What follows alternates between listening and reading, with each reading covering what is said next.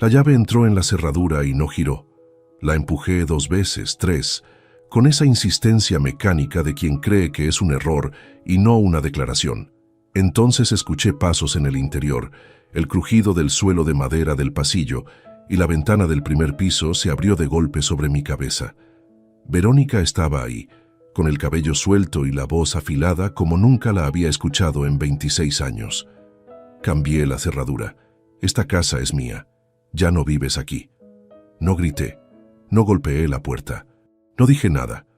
Guardé la llave inútil en el bolsillo del abrigo. Caminé hasta el coche y me senté en el asiento del conductor durante 3 minutos sin mover un solo músculo. Luego llamé a mi hermano Elías y le pedí una cama para dormir esa noche. Y a la mañana siguiente hice una sola cosa. Una cosa que Verónica nunca calculó. Porque cuando llevas 27 años trabajando en Hacienda, sabes exactamente dónde mirar cuando alguien cree que ha ganado. Antes de continuar, suscríbete al canal. Activa la campanita porque todos los días tenemos nuevas historias. Deja tu like y cuéntanos en los comentarios desde qué ciudad nos estás viendo. Mi nombre es Augusto Llanos Bermejo. Tengo 52 años. Soy inspector de Hacienda desde hace 27 y llevaba casado con Verónica Tudela Marchena durante 26 de ellos. 26 años. No es un número abstracto, es la mitad exacta de mi vida consciente. Es el tiempo que tardé en construir algo que creí que era real y que resultó ser, al menos en parte, una decisión unilateral de la que yo era el último en enterarme. Pero para entender lo que pasó aquella tarde de octubre, primero tenéis que saber quién era yo antes de llegar a esa puerta. Crecí en un piso pequeño en Vallecas, el segundo de 3 hermanos. Mi padre era fontanero. Mi madre trabajaba en una mercería del barrio que olía a hilo y a humedad, uno de esos locales estrechos donde la luz natural no llega del todo y la dueña conoce el nombre de cada cliente. Éramos una familia sin grandes dramas ni grandes fortunas, de esas que no aparecen en ningún sitio, pero que sostienen todo lo que sí aparece. Desde pequeño aprendí que el dinero no se menciona en la mesa, que el trabajo es la única moneda que nadie puede quitarte y que la estabilidad, aunque parezca aburrida a los 20 años, es el único lujo que de verdad merece la pena perseguir. A los 24 aprobé las oposiciones a inspector de Hacienda en el segundo intento.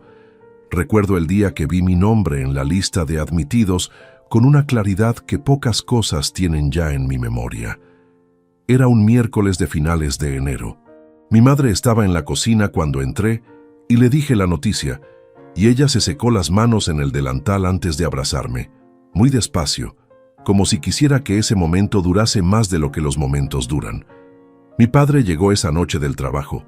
Se lo dije, asintió y pronunció solamente bien hecho antes de lavarse las manos para cenar.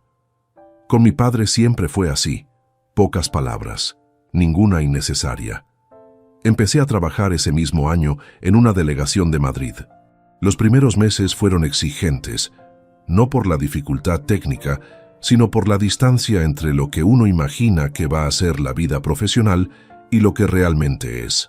Papeles, procedimientos, expedientes que se acumulan con una lentitud que al principio desespera y que con los años se vuelve simplemente el ritmo de las cosas. Me adapté. Fui ascendiendo con calma, sin urgencias ni estrategias de despacho, y construí una carrera que nunca fue brillante en el sentido espectacular, pero sí sólida, como lo son las estructuras que nadie nota hasta que faltan. Soy el tipo de funcionario que los políticos no mencionan en los discursos, pero sin el cual la administración entera deja de funcionar. Eso siempre me bastó. Conocí a Verónica en el año 96, en la boda de un compañero de trabajo. Ella estaba sentada en la mesa de al lado con una copa de vino tinto en la mano y una expresión ligeramente aburrida que me pareció honesta en un entorno donde todo el mundo fingía divertirse más de lo que en realidad se divertía. Hablamos durante casi 2 horas de cosas sin importancia, el barrio donde ella había crecido, una película que los dos habíamos visto esa temporada, lo mal que tocaba el grupo de música que habían contratado para el baile. Al final de la noche, le pedí el teléfono. Ella lo dio sin dudar, con una naturalidad que entonces interpreté como una buena señal sobre su carácter. No me equivocaba del todo, solo me equivocaba en lo que esa naturalidad significaría 26 años después. Nos casamos 2 años más tarde, en el 98. Una ceremonia sencilla, sin excesos, en una iglesia del barrio de ella, y una comida en un restaurante familiar de Chamberí que cocinaba bien y no cobraba una fortuna. Verónica trabajaba como administrativa en una empresa de seguros. Yo tenía el puesto consolidado en Hacienda. Ese mismo año compramos el piso con una hipoteca que tardamos 12 años en pagar. Los 2 nombres en la escritura desde el primer día. Una decisión que entonces nos pareció lo más natural del mundo y que mucho tiempo después iba a resultar ser la única que realmente importaba en toda esta historia. Adrián nació en 1999. Lo recuerdo en mis brazos la primera vez, tan pequeño que me daba miedo hasta respirar cerca de él. Verónica estaba agotada en la cama, pero sonreía con esa sonrisa específica de quien acaba de hacer algo que no tiene comparación posible con ninguna otra cosa en la vida. Yo salí al pasillo del hospital y me apoyé contra la pared fría durante 1 minuto entero, solo, intentando entender que ya había otra persona en el mundo que dependía completamente de mí. Fue el momento en que más claramente entendí lo que mi padre quería decir cuando decía tan poco. Los años que siguieron fueron los de construir, en el sentido más literal del término. Pagar la hipoteca mes a mes, renovar la cocina cuando llevaba demasiado tiempo sin tocarse, cambiar el coche cuando el anterior ya no daba más de sí, pagar los colegios, los libros de texto, los campamentos de verano, las clases particulares que Adrián necesitó en tercero de la ESO para no perder el año. Verónica dejó de trabajar cuando el niño tenía 3 años y no volvió. Eso nunca fue un problema declarado entre nosotros, aunque con el tiempo se convirtió en una asimetría que los dos íbamos ignorando por conveniencia mutua. Yo trabajaba, ella gestionaba la casa y a Adrián, y el equilibrio se sostenía mientras nadie lo cuestionaba en voz alta. Adrián creció sin conflictos graves. Era aplicado, tranquilo, de esos hijos que no dan los problemas que algunos padres de su entorno mencionaban con cara de agotamiento permanente. Cuando terminó el bachillerato, me dijo que quería estudiar Derecho. Le dije que adelante. Pagué la matrícula, los libros, el transporte, los 4 años completos sin que él tuviera que buscar trabajo un solo fin de semana. Era lo que yo habría querido a su edad y que nunca tuve. Nunca lo presenté como un sacrificio porque para mí no lo era. Todo eso creía. Se graduó hace 2 años, 29 de junio, un auditorio lleno de familias con ramos de flores y teléfonos levantados. Recuerdo haberle dado la mano cuando salió con la toga y él haberme mirado con algo que entonces interpreté como orgullo compartido. Ahora, cuando recuerdo esa mirada, ya no estoy seguro de lo que era, pero la recuerdo con exactitud. Eso era mi vida antes de aquella tarde de octubre. 52 años, 26 de matrimonio, un piso en Madrid con los 2 nombres en la escritura y un hijo con título universitario costeado hasta el último céntimo. Una vida sin grandes alegrías desbordantes, pero también sin grandes catástrofes. Una vida que desde fuera parecía exactamente lo que era, la de un hombre que había hecho bien todo lo que se suponía que había que hacer. Esa tarde salí del trabajo a las 7 menos cuarto. El trayecto en metro desde Nuevos Ministerios hasta nuestra parada tardaba 19 minutos. Luego otros 5 andando por una calle que conocía tan bien que mis pies la recorrían solos mientras la cabeza estaba en otro sitio. Esa tarde pensaba en un expediente que tenía que cerrar antes del viernes, en nada urgente, en esa clase de pensamientos de fondo que llenan el espacio sin ocuparlo del todo. Llegué al portal a las 7:23. Saqué las llaves del bolsillo del abrigo, metí la de casa en la cerradura de siempre y giré. No giró. La saqué, la volví a introducir. Presioné la puerta hacia adentro al mismo tiempo. Nada. Pensé en un problema mecánico. Las cerraduras se atascan, los cilindros se desgastan, esas cosas pasan. Volví a intentarlo más despacio, con más atención. La llave entraba perfectamente, pero no encontraba nada con qué engranar. El tacto era distinto. El cilindro era nuevo. Lo supe antes de terminar el tercer intento. Entonces escuché pasos en el interior, el crujido del suelo de madera del pasillo, ese sonido específico que uno aprende a distinguir después de años de conocer cada tabla de una casa, cada ruido que tiene nombre propio. Pasos hacia la escalera interior, luego silencio. Luego la ventana del primer piso se abrió sobre mi cabeza con un golpe seco de madera contra madera. Levanté la vista. Verónica estaba en el marco con el pelo suelto y las manos apoyadas en el borde.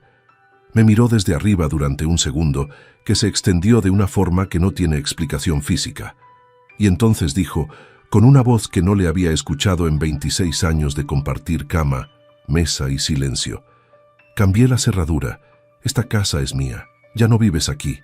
3 frases, 15 palabras, pronunciadas desde una ventana, en la calle, con la suficiente claridad para que cualquiera que pasara por la acera pudiera escucharlas sin esfuerzo. No grité, no golpeé la puerta, no llamé al interfono, no respondí absolutamente nada. Había una señora mayor que caminaba en ese momento por la acera con una bolsa de la compra en cada mano y que se detuvo un instante al escuchar la voz de Verónica. Nuestras miradas se cruzaron durante menos de un segundo. Ella siguió caminando. Guardé la llave en el bolsillo del abrigo. La llave que ya no abría nada, pero que guardé de todas formas, sin saber exactamente por qué. Caminé hasta el coche, aparcado a media calle. Me senté en el asiento del conductor. No encendí el motor. Me quedé con las manos sobre el volante y el motor apagado durante 3 minutos exactos, mirando la guantera sin verla realmente.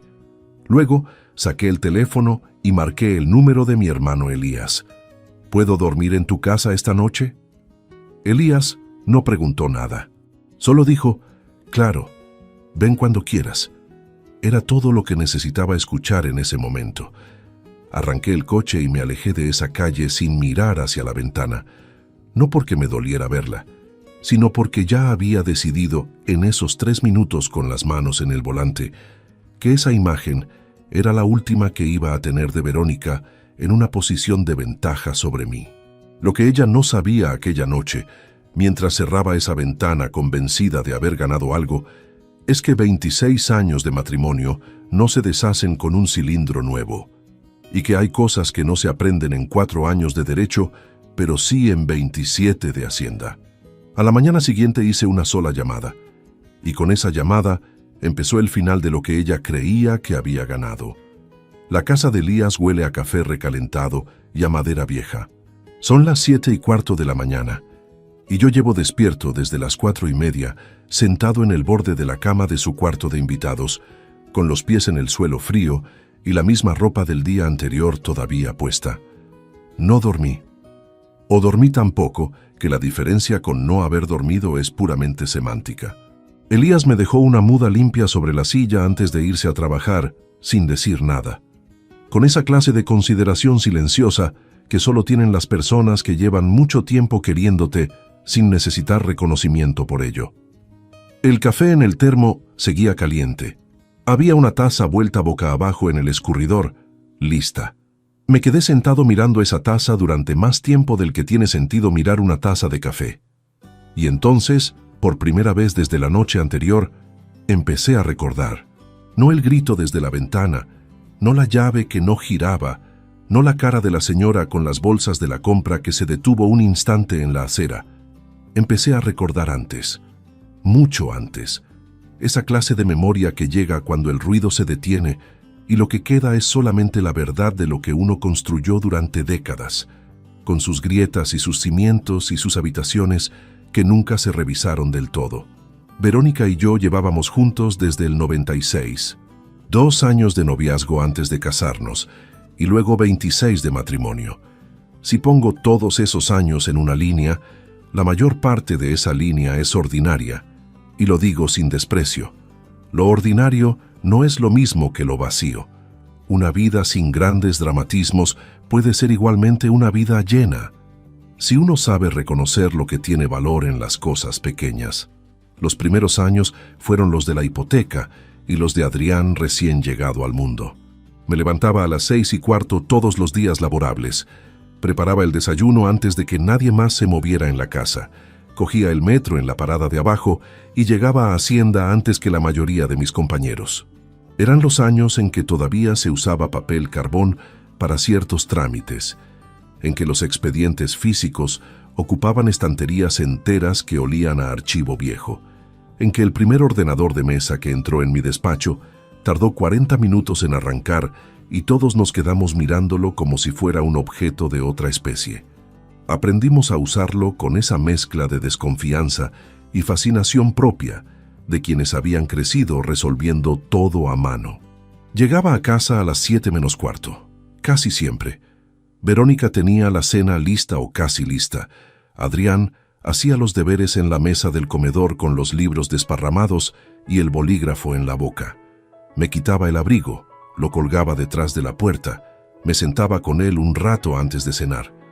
Esos ratos eran cortos y no tenían nada de extraordinario. Le revisaba una suma, le leía un párrafo de lo que estuviera estudiando, escuchaba lo que había pasado en el colegio. Nada memorable por separado, pero acumulados a lo largo de años, esos minutos son lo que a uno le queda cuando todo lo demás desaparece. Los domingos eran distintos, sin horario fijo, sin metro, sin expedientes esperando. Verónica hacía un desayuno más largo, con tostadas y fruta, y ese café que olía diferente cuando no había prisa para tomárselo. A veces salíamos a dar una vuelta por el parque antes de comer, los tres con Adrián de la mano cuando era pequeño, y luego, con los años, unos metros por delante de nosotros, con los auriculares puestos y la cabeza en otro sitio, como hacen todos los adolescentes del mundo sin excepción. Esas mañanas de domingo tienen en mi memoria una luz específica, esa luz baja de invierno madrileño que no calienta pero tampoco molesta, que pone una especie de calma sobre las cosas que de otro modo pasarían sin que uno se diera cuenta. Habría que ser honesto, sin embargo, y ser honesto sobre los años implica también reconocer lo que uno prefería no ver en su momento. Hubo una época, cuando Adrián tenía 10 u 11 años, en que el trabajo me absorbió de una manera que ahora veo con más claridad que entonces. Un periodo de auditorías complicadas que se extendió durante casi 2 años, con expedientes que me llevaba a casa y que ocupaban las noches y los fines de semana con una frecuencia que fui normalizando sin darme cuenta. Verónica decía poco al respecto y yo interpreté ese silencio como comprensión. Es posible que lo fuera, al menos en parte. También es posible que fuera otra cosa, algo que se acumula despacio y sin nombre, hasta que encuentra una forma de expresarse que uno no esperaba. No lo digo como excusa. Lo digo porque la honestidad tiene que ir en todas las direcciones, también hacia uno mismo. Cuando Adrián empezó el bachillerato, la casa ya tenía otro ritmo.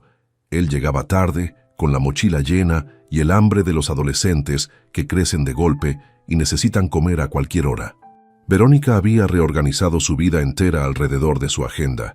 Los entrenamientos de fútbol los martes y los jueves, las clases particulares los lunes, el grupo de amigos que empezaba a ocupar cada vez más los sábados. Yo seguía llegando a las 7:15.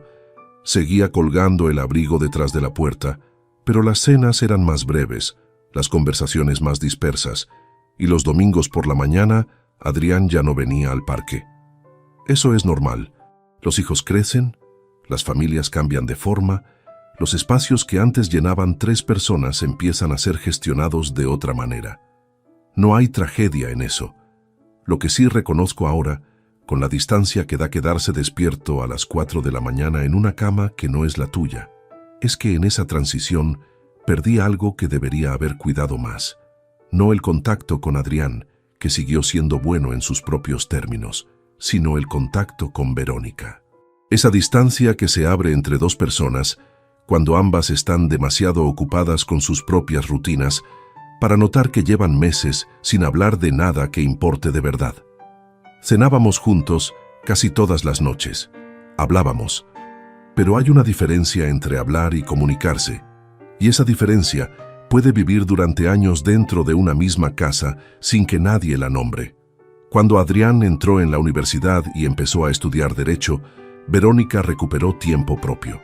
Quedaba con amigas que yo conocía poco o nada, retomó unas clases de cerámica que había dejado años atrás, salía más.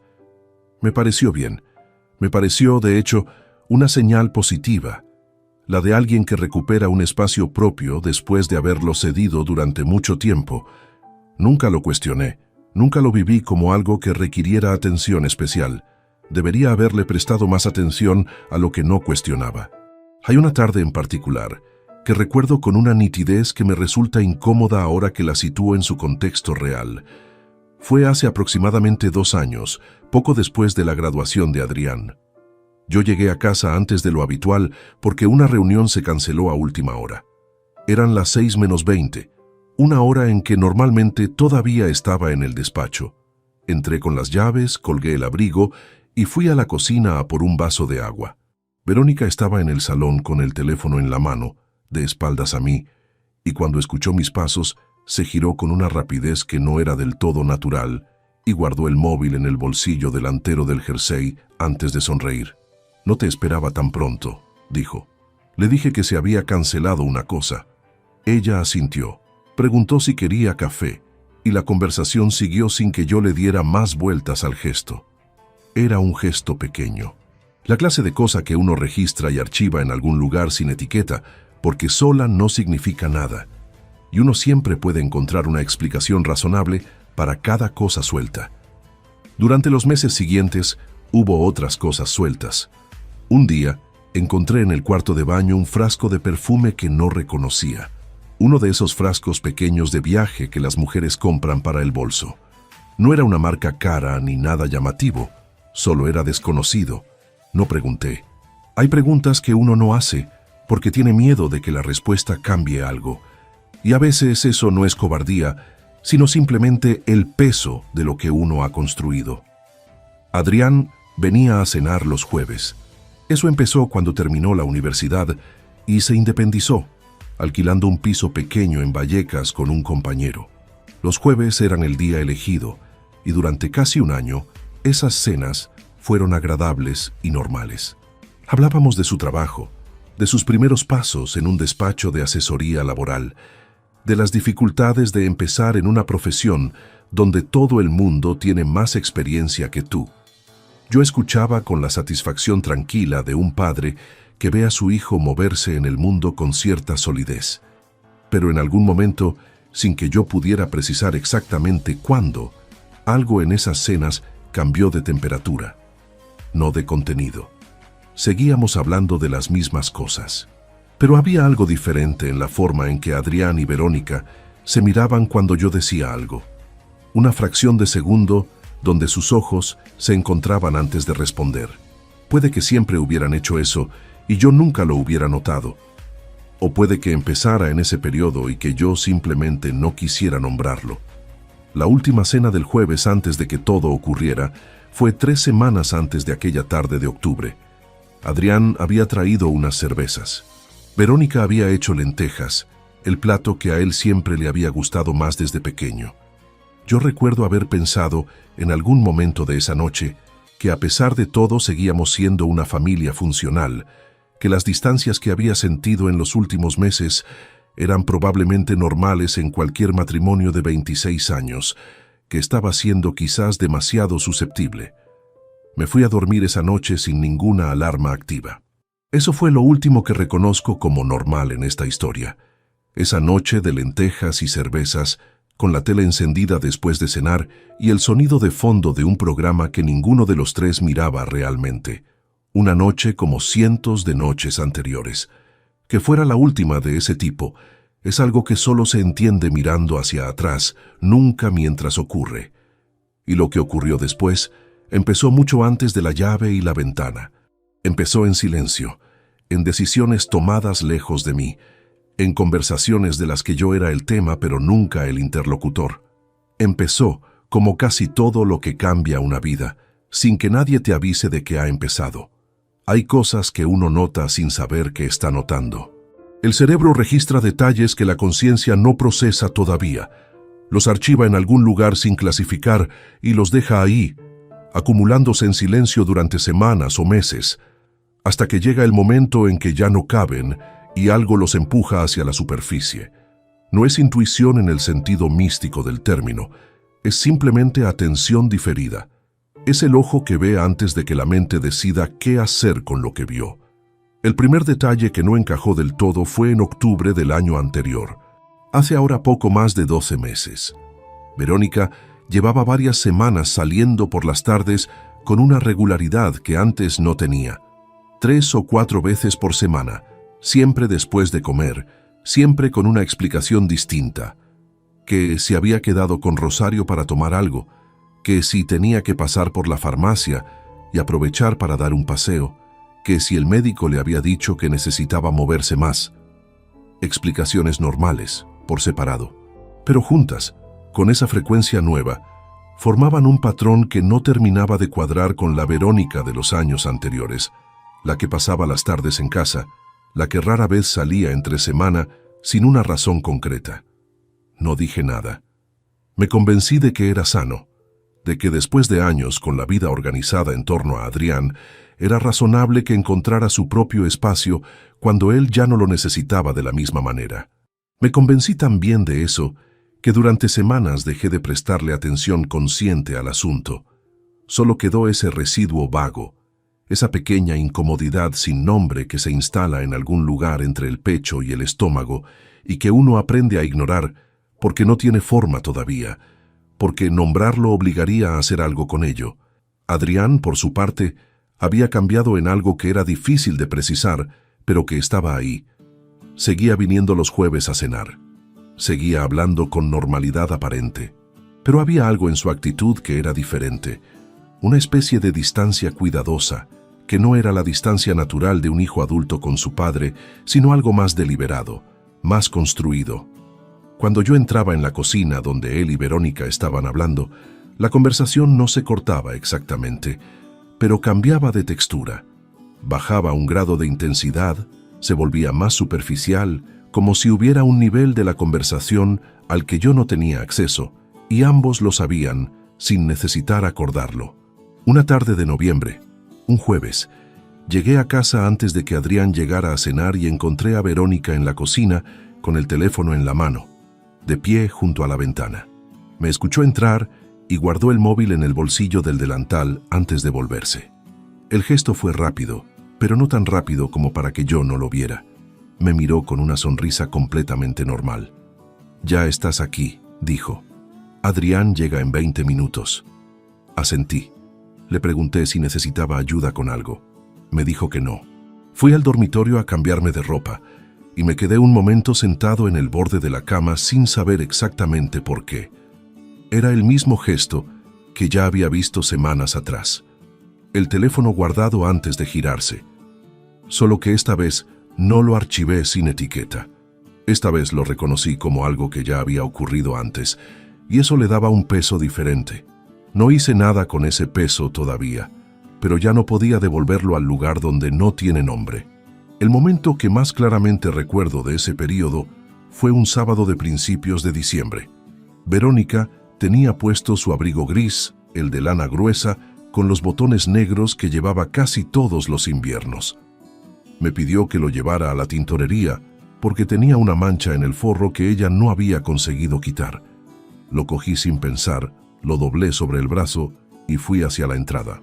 Antes de salir lo puse sobre la silla del recibidor y metí la mano en los bolsillos para asegurarme de que no había nada dentro.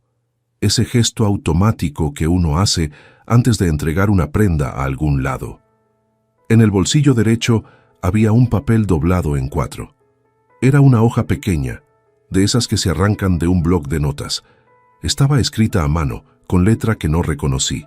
Había 3 cosas anotadas: un nombre, Carmelo Viedma, un número de teléfono con prefijo de Madrid y una dirección en la calle Serrano.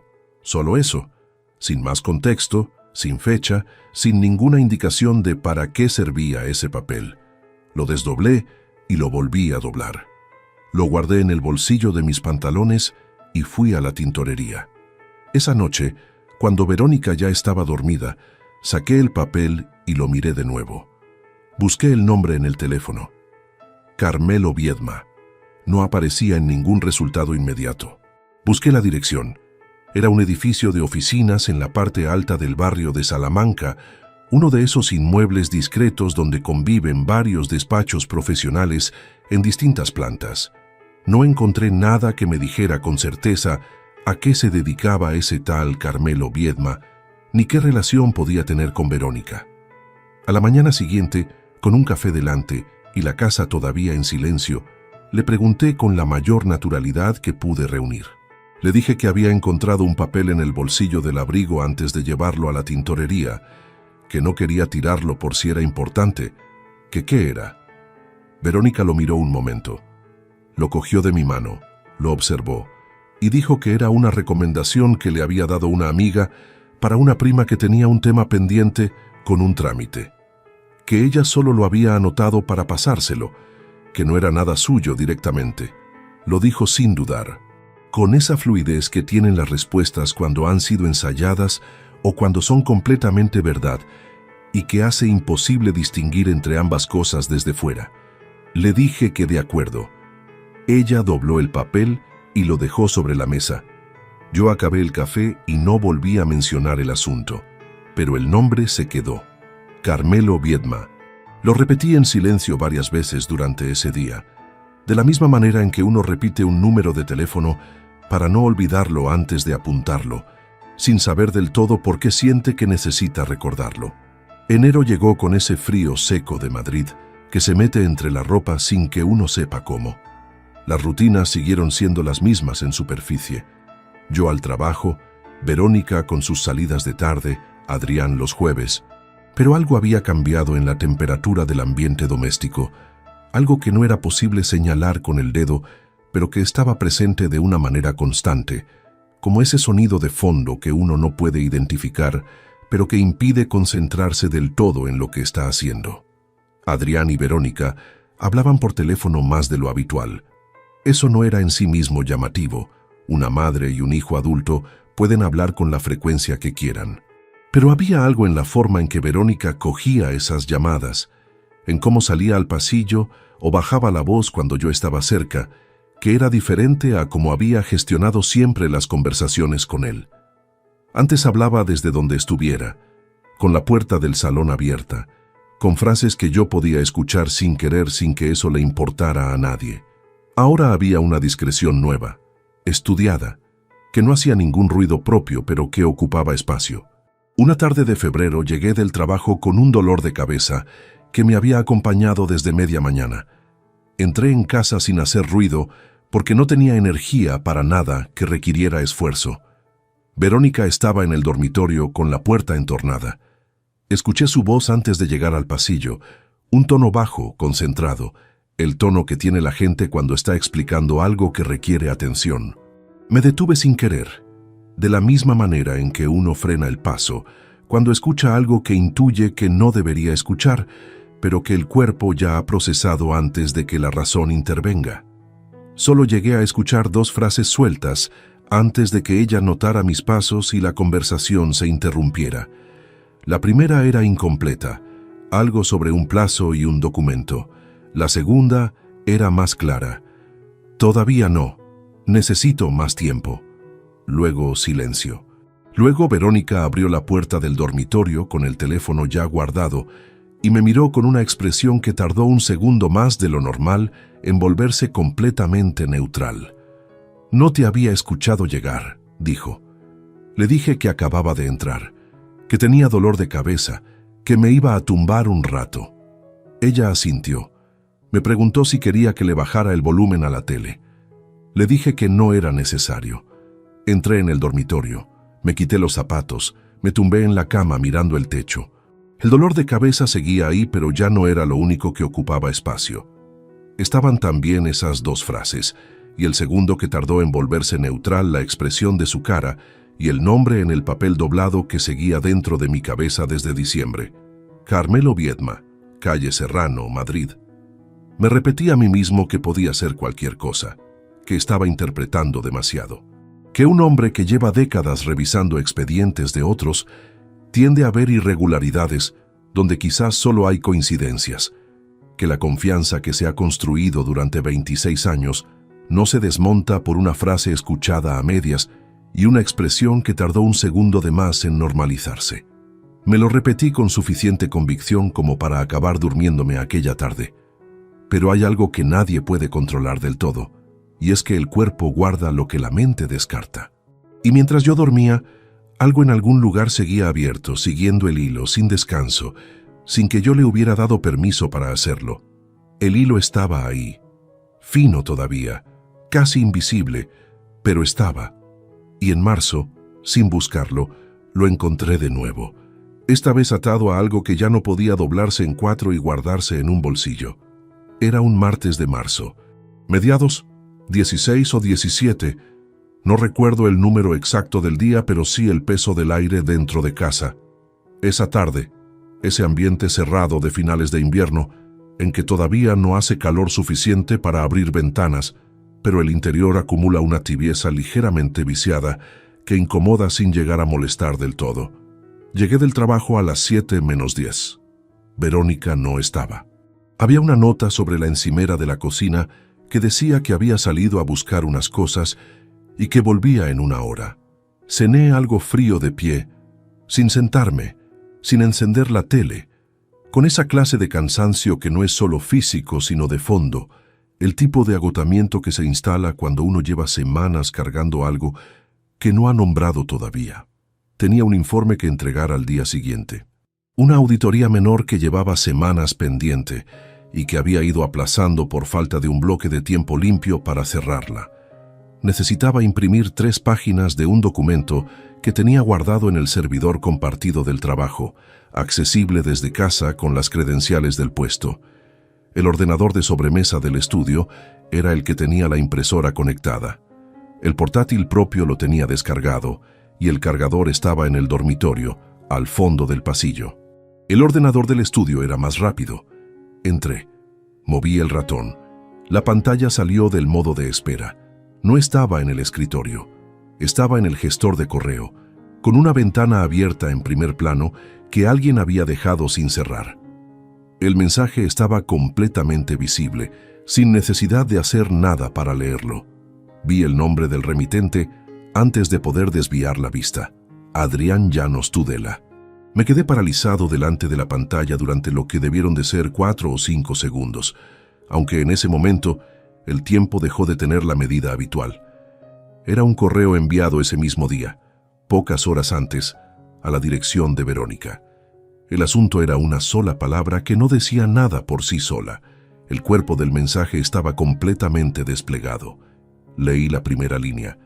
Tendría que haber cerrado la ventana. Tendría que haber abierto el navegador, haber entrado en el servidor, haber imprimido las 3 páginas y haberme ido. Eso es lo que debería haber ocurrido, y durante una fracción de segundo, algo en mí consideró esa posibilidad. Pero ya era demasiado tarde. El cerebro había procesado la primera línea antes de que pudiera decidir nada al respecto, y lo que había en esa primera línea hacía imposible cerrar la ventana como si no hubiera estado ahí. Acerqué la silla, me senté y leí. No fue una lectura rápida. Fue lenta, palabra por palabra, con esa atención con la que se lee algo cuando cada frase tiene consecuencias y uno necesita estar completamente seguro de haber entendido bien antes de pasar a la siguiente. El correo no era largo, unas 15 o 20 líneas, pero contenía más información de la que cabe en 20 líneas si las 20 líneas están bien escritas y van directas a lo que tienen que decir. Adrián le confirmaba a Verónica que todo seguía según lo previsto. Mencionaba un nombre, Jacinto, y decía que ya tenía confirmación de que podía hacerlo el sábado siguiente por la tarde. Decía que lo mejor era un momento en que yo no estuviera en casa, que el sábado era perfecto porque él sabía que yo tenía ese día una visita de inspección en una delegación de Alcalá que me tendría fuera hasta las 6 o las 7. Decía que Verónica debería tener preparadas las cosas que quería retirar antes, que era mejor hacer ambas gestiones el mismo día para no tener que repetir la situación.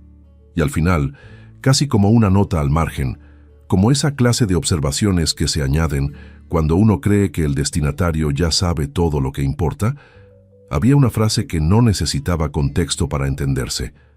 La frase decía: «Él no va a hacer nada, no es de los que pelean». Me quedé mirando esa frase. Escuché el frigorífico en la cocina, ese zumbido de fondo constante que uno no percibe normalmente, porque forma parte del silencio doméstico, pero que en ese momento resultaba extraordinariamente audible. Escuché también el sonido de un coche pasando por la calle abajo, con la radio encendida, un fragmento de música que desapareció en 3 segundos. El calor seco de la calefacción en la nuca, el borde del escritorio debajo de mis antebrazos. No sentí rabia en ese momento. Eso es lo que más me sorprendió después, cuando tuve tiempo de pensar en ello. No fue rabia lo primero que llegó. Fue algo más parecido al vértigo, esa sensación física de que el suelo se mueve sin que nada visible lo justifique, que las proporciones de la habitación son ligeramente distintas a como eran hace un minuto, que uno está en el mismo sitio de siempre, pero ese sitio ya no es exactamente el mismo. Las manos estaban completamente quietas sobre el escritorio. Eso también lo recuerdo. No temblaban, no se movían. Estaban planas sobre la madera como si no fueran del todo mías. Volví a leer el correo, 2 veces más. Quería asegurarme de no estar interpretando algo que no estaba escrito, de no estar construyendo una lectura equivocada sobre palabras que podían significar otra cosa. Pero no había otra cosa. Jacinto era el cerrajero. El sábado de la visita a Alcalá era la fecha elegida. Las cosas que Verónica quería retirar antes eran lo que planeaba sacar de la casa mientras yo no estuviera. Y la frase al final era lo que era. La evaluación que mi propio hijo había hecho de mí, resumida en 11 palabras. No es de los que pelean. Llevaba 27 años en Hacienda, revisando la contabilidad de empresas y particulares que creían que nadie miraba con suficiente atención sus movimientos. Llevaba 27 años siendo exactamente la persona a quien no le convenía subestimar. Y las 2 personas que más tiempo habían pasado a mi lado en los últimos 26 años de vida habían llegado por separado o juntas a la conclusión de que era seguro apostar en mi contra. Me levanté de la silla. No lo hice de golpe, lo hice despacio, como alguien que necesita asegurarse de que las piernas responden antes de confiarles el peso completo del cuerpo. Fui al cuarto de baño. Abrí el grifo del agua fría. Dejé correr el agua durante unos segundos y me mojé la cara con las 2 manos. Me quedé apoyado en el lavabo mirando el desagüe sin verlo realmente, con el agua fría todavía en las mejillas y la frente. Respiré 3 veces de manera consciente. Ese tipo de respiración deliberada que uno usa cuando necesita que el cuerpo haga algo que la mente sola no puede hacer en ese momento. Volví al estudio. La pantalla seguía encendida, el correo todavía visible. Cerré la ventana del gestor de correo. Abrí el navegador. Entré en el servidor del trabajo con mis credenciales, localicé el documento, mandé las 3 páginas a imprimir. La impresora tardó 40 segundos en calentar y otros 20 en escupir las hojas. Las cogí, las doblé, las guardé en la carpeta donde llevaba el informe. Apagué el ordenador. Salí del estudio y fui a sentarme al salón, en el sillón que está junto a la ventana, el que da a la calle.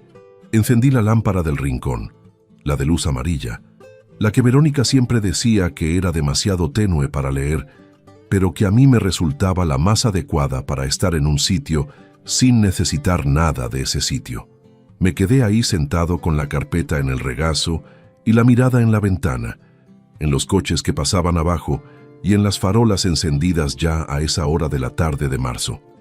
Pensé en el sábado. Faltaban 4 días. Pensé en Jacinto, el cerrajero con nombre de persona mayor, y en la imagen de ese hombre llegando a mi puerta el sábado por la tarde, mientras yo estaba en Alcalá revisando un expediente, cambiando el cilindro de la cerradura de una casa que llevaba mi nombre en la escritura desde el 98. Pensé en Adrián, en la graduación de hacía 2 años, su mano en la mía, la toga, el auditorio lleno. En los 4 años de matrícula que yo había pagado, sin que él tuviera que pedirlos, porque un padre no espera a que le pidan lo que considera que es su obligación dar. En las cenas de los jueves, las cervezas que traía, las lentejas de Verónica, los ojos que se encontraban un segundo antes de responder cuando yo decía algo, en 11 palabras escritas sin dudar en un correo de martes por la tarde. Escuché la llave en la puerta a las 8:20. Verónica entró con una bolsa pequeña, dejó las llaves en el cuenco del recibidor, asomó la cabeza al salón y me vio en el sillón. «Ya estás aquí», dijo, con exactamente el mismo tono de siempre. «¿Has cenado algo?» Le dije que sí, que me había hecho algo rápido. Ella asintió, dijo que iba a darse una ducha y que luego veía si le apetecía cenar o solo tomaba una infusión. La observé alejarse por el pasillo con la bolsa en la mano. No dije nada, no cambié la expresión, no hice ningún movimiento que se saliera de lo completamente normal de una noche de martes en casa, porque en ese momento, en ese sillón con la carpeta del informe en el regazo y el sonido de la ducha empezando al fondo del pasillo, tomé una decisión que no fue emocional sino completamente racional. No iba a decir nada todavía, no iba a confrontar, no iba a preguntar, no iba a cambiar ni un solo detalle de la rutina de los días siguientes, no porque no supiera qué decir, sino porque 27 años revisando expedientes me habían enseñado una sola cosa con absoluta claridad, que el momento de actuar no es el momento en que uno descubre algo. El momento de actuar es cuando uno tiene todo lo que necesita para que no haya vuelta posible. Y yo todavía no lo tenía todo. La frase de Adrián seguía dando vueltas en algún lugar dentro de la cabeza, con esa insistencia específica que tienen las cosas que duelen de verdad. No es de los que pelean. Muy bien. Que siguieran pensando eso. Que lo siguieran pensando durante exactamente el tiempo que necesitaba para que dejara de ser útil para ellos. Afuera, la calle seguía igual. Los mismos coches, las mismas farolas, el mismo frío seco de marzo que no pide permiso para quedarse. Dentro algo había cambiado de manera irreversible, y solo yo lo sabía. El miércoles amaneció con lluvia fina, de esa lluvia de Madrid que no llega a ser lluvia del todo, solo una humedad persistente que moja el abrigo sin que uno se dé cuenta hasta que ya está dentro. Salí de casa a la hora de siempre, con la cartera, el maletín y la expresión de cualquier mañana de cualquier miércoles. Verónica estaba en la cocina cuando me fui. Me deseó buen día desde el fregadero, sin girarse. Le dije lo mismo. Cerré la puerta. En el metro no leí el periódico.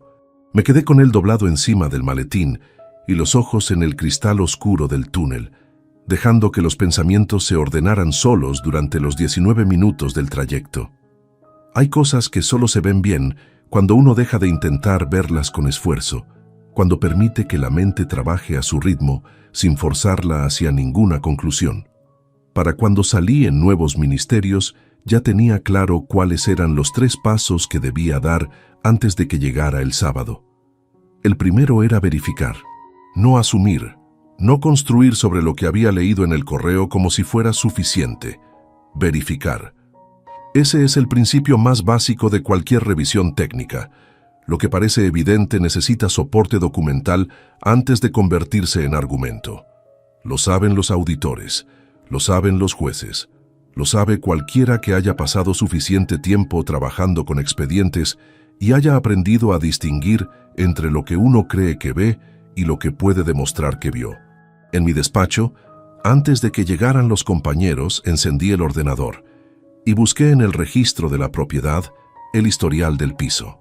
El acceso a consultas registrales forma parte del trabajo habitual en Hacienda. No era un movimiento que llamara la atención de nadie. En menos de 10 minutos tenía delante lo que ya sabía, pero necesitaba ver escrito. El inmueble constaba inscrito a nombre de Augusto Llanos Bermejo y Verónica Tudela Marchena desde el 18 de septiembre de 1998, adquirido durante el matrimonio con régimen de gananciales, bien ganancial. Eso significaba una sola cosa en términos legales. Ninguno de los dos podía disponer de él de manera unilateral, ni venderlo ni hipotecarlo, ni modificar su titularidad sin la firma del otro, y sin un proceso judicial que lo respaldara. Una cerradura nueva no cambia una escritura. Eso lo sabía antes de buscarlo, pero verlo en el documento oficial tiene un peso diferente al de saberlo solo. Te da algo concreto donde apoyar los pies. El segundo paso era más delicado. Llevaba días dándole vueltas al nombre que había visto en el papel del bolsillo del abrigo en diciembre. Carmelo Biedma, la dirección en la calle Serrano. En su momento no había conseguido identificarlo con claridad desde una búsqueda general, pero ahora tenía un contexto diferente para buscarlo y el contexto cambia los resultados de cualquier búsqueda. En la pausa del mediodía, desde el teléfono personal busqué el nombre combinado con la dirección y con los términos más probables dado lo que sabía. El tercer resultado era una página de un colegio profesional de Madrid. Carmelo Biedma Solís, abogado especializado en derecho de familia y separaciones matrimoniales, con despacho en el número 43 de la calle Serrano, segunda planta. Me quedé mirando la pantalla del teléfono con el bocadillo sin tocar encima de la mesa. No era una indicación para una prima, nunca lo fue. Verónica había estado en ese despacho o había tenido intención de estarlo con suficiente antelación como para que el papel acabara en el bolsillo del abrigo de lana de invierno. Eso significaba que el plan no empezó cuando yo encontré el correo de Adrián. Significaba que llevaba fraguándose bastante más tiempo del que ningún movimiento reciente sugería. Esa tarde, de vuelta en casa, mantuve la misma temperatura de siempre. Cené con Verónica. Hablamos de algo sin importancia que no recuerdo. Recogí los platos, me fui a leer al dormitorio. Ella se quedó en el salón con la tele. Una noche igual que 100 noches anteriores, vista desde fuera. Vista desde dentro, era completamente distinta. Pero eso no lo sabía nadie más que yo. El jueves por la mañana, antes de entrar al despacho, hice una llamada desde la calle. Un compañero de trabajo, Bernardo, había mencionado hacía meses el nombre de un abogado en el contexto de un divorcio complicado de un familiar suyo. Lo recordé con esa precisión con que se recuerdan los detalles que uno archiva sin saber que los va a necesitar. Le envié un mensaje pidiéndole el nombre. Me respondió en 20 minutos. Gonzalo Serret Puig, especialista en partilla de bienes y procedimientos contenciosos, despacho en el barrio de Salamanca. Llamé ese mismo día a las 2 del mediodía. Una secretaria cogió el teléfono, tomó mis datos y me dio una cita para el lunes siguiente por la mañana. No el viernes, no esa misma tarde, el lunes. Eso significaba que el sábado iba a ocurrir lo que iba a ocurrir sin que yo pudiera impedirlo con ningún movimiento legal previo. Pasé el resto del jueves digiriendo eso. La visita a la delegación de Alcalá era real. Estaba en la agenda desde hacía 3 semanas. Una inspección de rutina que yo había programado yo mismo y que no podía cancelar sin justificación, porque cancelarla sin motivo habría levantado preguntas que no quería responder todavía. Así que, el sábado fui a Alcalá. Salí de casa de Elías, donde llevaba durmiendo desde la noche del martes, con la excusa de que me pillaba mejor para el desplazamiento. Eso no era completamente mentira, aunque tampoco era la razón real. Estuve en Alcalá desde las 9 de la mañana hasta las 6:15 de la tarde. Hice el trabajo que tenía que hacer. Hablé con las personas con las que tenía que hablar. Firmé lo que correspondía firmar. Durante esas horas, hubo momentos en que lo que estaba ocurriendo a 60 kilómetros ocupaba tanto espacio mental que tuve que hacer un esfuerzo consciente para mantener la atención en lo que tenía delante. Pero lo mantuve, porque presentarse de cualquier otra manera habría sido exactamente lo que ellos esperaban. Que yo reaccionara, que llamara, que apareciera, que montara la escena que confirmaría su idea de que el problema era yo. No llamé, no aparecí, no mandé ningún mensaje. Volví a Madrid a las 7. Aparqué el coche a 2 manzanas del piso. Caminé hasta la puerta del portal, saqué las llaves por puro automatismo y entonces recordé. Me quedé de pie en la acera con la llave en la mano durante unos segundos. Luego guardé las llaves en el bolsillo y caminé de vuelta al coche. Llamé a Elías. Le dije que iba para allá. Él no preguntó nada. El lunes llegó con esa claridad específica de los días en que uno tiene algo concreto que hacer y sabe exactamente qué es. El despacho de Gonzalo Serret Puig estaba en un segundo piso sin ascensor, una escalera de piedra con pasamanos de hierro y un letrero discreto en la puerta. La secretaria me hizo pasar a una sala pequeña con 2 sillas y una mesa de madera oscura. Gonzalo llegó 3 minutos después. Era un hombre de 48 años, complexión media, con el pelo ya completamente gris y unos anteojos de montura fina que se quitó en cuanto se sentó. Tenía la forma de escuchar de los abogados que han visto suficientes casos como para no necesitar guiar el relato del cliente. Se quedó callado, me miró y esperó a que yo empezara. Le conté todo, no de manera desordenada, sino cronológica, con la misma estructura con que uno presenta un expediente. Primero los hechos verificables, luego los indicios, luego la secuencia de eventos, el papel en el bolsillo del abrigo, el nombre de Carmelo Biedma, el correo de Adrián, la visita a Alcalá, el sábado, la llave que ya no abría, la ventana, las 3 frases de Verónica en la calle. Gonzalo escuchó sin interrumpir. Tomó algunas notas en un bloc de papel, pocas, solo palabras sueltas. Cuando terminé, se reclinó levemente y dijo: «La casa no puede tocarse sin resolución judicial. Eso ya lo sabe usted». Le dije que sí. Lo que necesitamos ahora es documentar la situación antes de que ella tenga tiempo de mover nada que sí pueda mover. Cuentas corrientes, depósitos, cualquier activo financiero conjunto.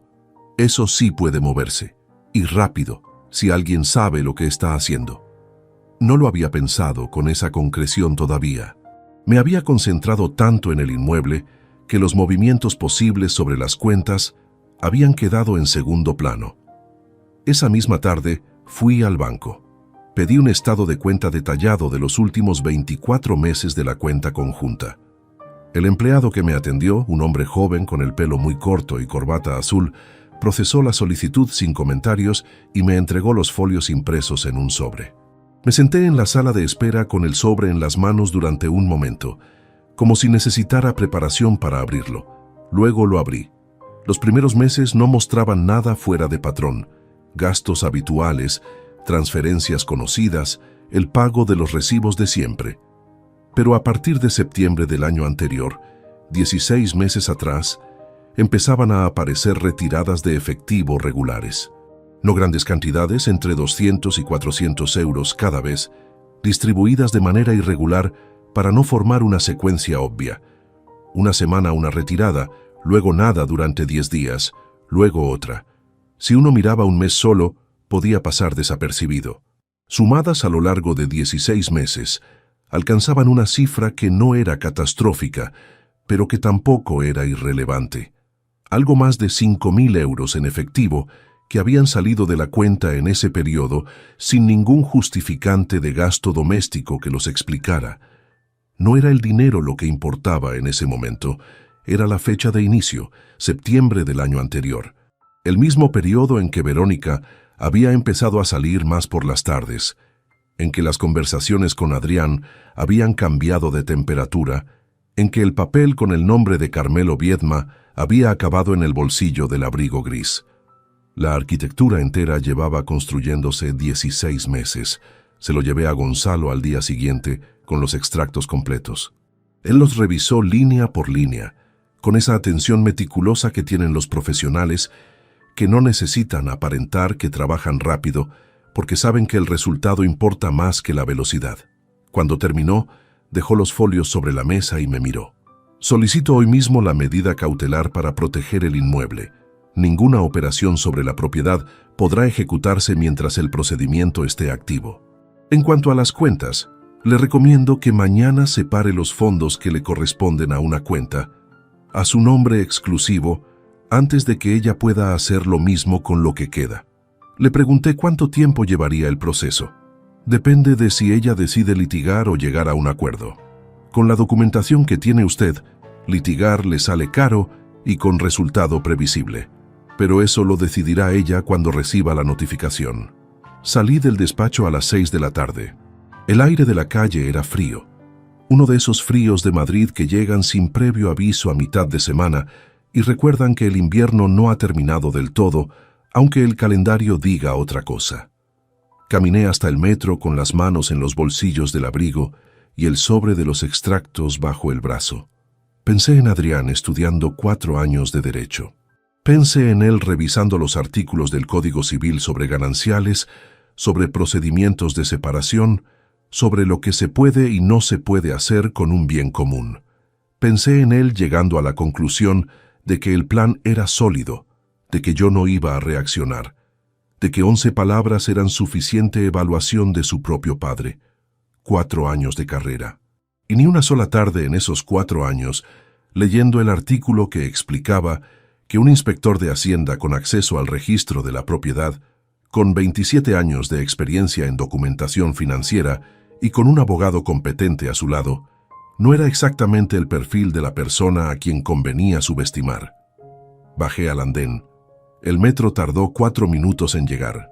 Me subí al primer vagón, encontré un asiento junto a la ventana y por primera vez desde el martes en que había leído el correo, sentí algo que no era exactamente alivio, pero se le parecía. La solidez específica de quien ya tiene los pies en tierra firme y sabe exactamente hacia dónde va a dar el siguiente paso. Lo que quedaba ya no era incertidumbre, era solo tiempo. Y el tiempo, bien usado, es el único recurso que no se puede quitar a quien sabe gestionarlo. La casa de Elías tiene un cuarto de invitados que da al patio interior del edificio. No entra luz directa del sol en ningún momento del día, solo ese resplandor difuso y sin dirección que rebotan las paredes blancas del patio y que hace que la habitación tenga siempre la misma temperatura visual, la misma tonalidad gris suave, independientemente de si afuera es mediodía o anochecer. Durante los primeros días no me molestó. Era un cuarto tranquilo, sin ruidos de calle, con una cama que no crujía y una almohada que olía a ropa limpia, condiciones objetivamente suficientes para dormir. Pero hay noches en que las condiciones objetivas no tienen ninguna relevancia.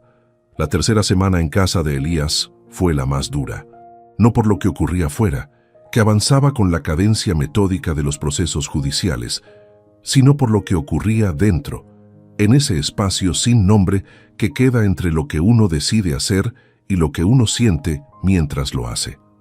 Son cosas distintas, y durante años me había resultado relativamente sencillo mantenerlas separadas. El trabajo enseña eso, la capacidad de gestionar lo que hay que gestionar sin que el estado emocional contamine el procedimiento. Pero hay un límite para esa separación, y ese límite tiene forma de madrugada. Una noche, no recuerdo cuál exactamente porque se parecían demasiado entre sí, me desperté a las 3:15 sin motivo aparente. El cuarto estaba completamente oscuro, sin ninguna filtración de luz desde el patio. Me quedé tumbado con los ojos abiertos durante un tiempo que no medí, escuchando el silencio del edificio, los crujidos de la estructura que se contrae con el frío de la noche, el sonido lejano de algún vehículo en la calle exterior. Y entonces, sin que viniera de ningún pensamiento concreto, sin una imagen específica que lo desencadenara, algo se soltó en algún lugar del pecho. No fue un llanto dramático. No fue nada que pudiera describirse con palabras que hagan justicia a lo que fue realmente.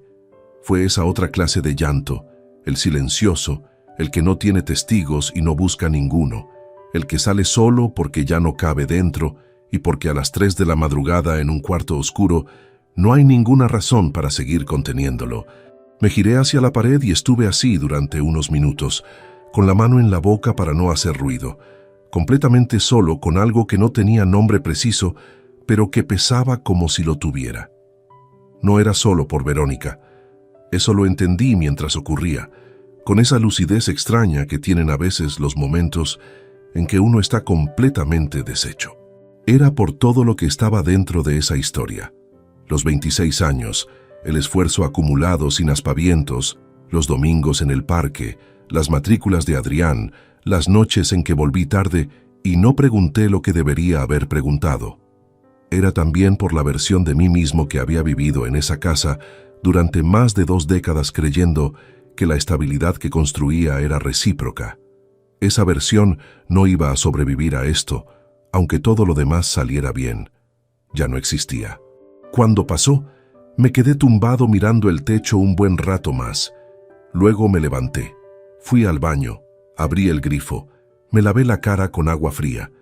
Me miré en el espejo un momento, no con dramatismo, sino con esa neutralidad con que uno mira algo que reconoce, pero que ya no tiene por qué temer. Volví a la cama. Tardé en dormirme, pero acabé durmiéndome. A la mañana siguiente no le dije nada a Elías, no porque hubiera nada que esconder, sino porque no había nada que explicar. Él sabía, sin que yo se lo dijera, que estaba pasando por algo que costaba. Me puso el café listo antes de que me levantara, me preguntó si quería acompañamiento, y cuando le dije que no, asintió y se fue a trabajar sin añadir nada más. Ese es el don específico de los hermanos mayores que saben cuándo callar, que su silencio no se parece al abandono, sino a otra forma de presencia. Hubo una tarde de esa semana en que Gonzalo me llamó para pedirme un documento adicional que necesitaba para completar la medida cautelar. Era un justificante de la hipoteca saldada, que constaba en los archivos del banco, pero que en soporte físico estaba guardado en una carpeta dentro del armario del dormitorio del piso. El documento de mi piso, la casa a la que ya no podía entrar con mi propia llave. Evalué las opciones. Podría haberle pedido al banco una copia certificada, que era perfectamente viable, pero tardaba entre 5 y 7 días hábiles, o podía ir al piso. Tenía derecho legal de acceso al inmueble, independientemente del cilindro nuevo que Verónica había instalado. Un cerrajero y un testigo eran suficientes para entrar de manera formalmente correcta, pero llamar a un cerrajero significaba que Verónica sabría que yo había estado ahí. Y en ese momento, mientras Gonzalo terminaba de preparar la documentación, prefería que ella siguiera sin tener información precisa sobre mis movimientos. Llamé al banco. Pedí la copia certificada. 5 días hábiles. Mientras esperaba ese documento, usé el tiempo en algo que Gonzalo no me había pedido expresamente, pero que sabía que iba a ser útil. Llevaba 27 años en Hacienda, y una parte de ese trabajo consiste en reconstruir cronologías financieras a partir de fragmentos dispersos. Cogí los extractos bancarios que ya tenía y los organicé en una tabla propia, anotando cada retirada de efectivo con su fecha, su importe y la distancia en días respecto a la anterior. Lo que al ojo normal parecía una serie irregular, visto en tabla, mostraba un patrón claro. Las retiradas se concentraban siempre en los días posteriores a que yo viajara por trabajo, cuando sabían con certeza que no iba a revisar el saldo de la cuenta esa semana. Eso no era un gasto doméstico improvisado. Era una acumulación deliberada y cronometrada. Se lo mandé a Gonzalo en un correo con la tabla adjunta. Él respondió esa misma tarde con 3 palabras.